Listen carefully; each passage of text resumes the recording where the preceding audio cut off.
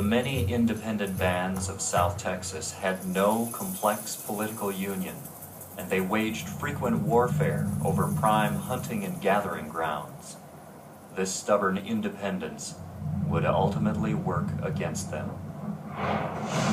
In the early 1700s, two vastly different but equally dangerous enemies would confront them. As a result, their antique lifeway would soon collapse.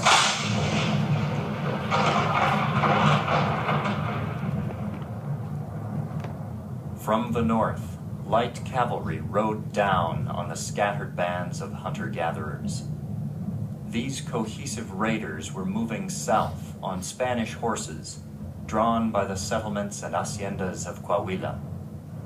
The South Texans lay in their path and were no match for the implacable Lipan Apaches.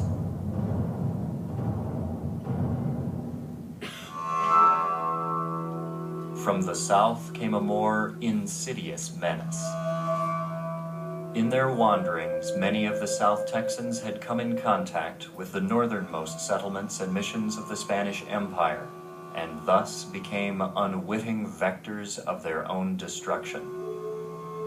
Diseases incubated in European cities swept through the scattered bands of hunter-gatherers.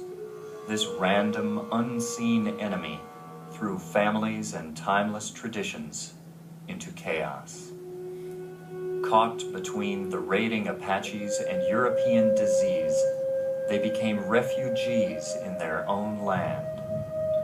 In the cataclysm, it must have seemed as if the gods had deserted them. Desperately in need of a savior, they turned to the Spaniards.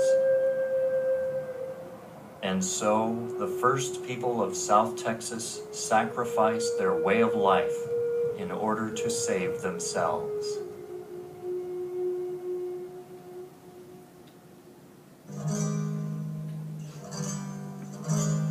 In their new world, the former hunter-gatherers were expected to pledge fealty to a viceroy and a king as remote and mysterious as their new god. The Spaniards came to the Americas seeking wealth and souls to be saved.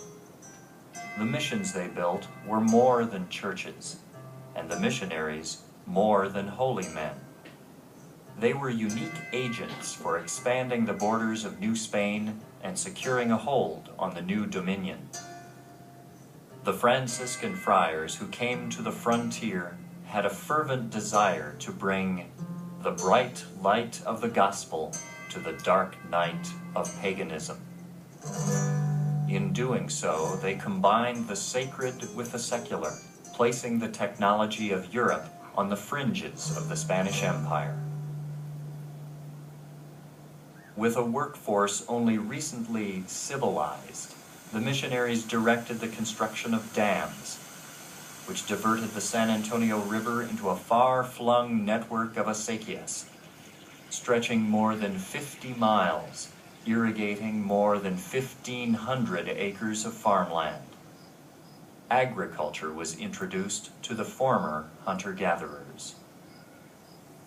They herded thousands of sheep and goats for meat, wool, and for threshing grain.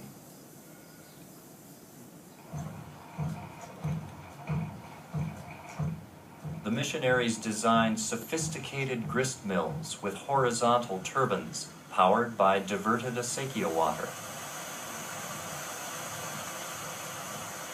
They taught the neophytes to weave cotton and wool into cloth as fine as that of Mexico.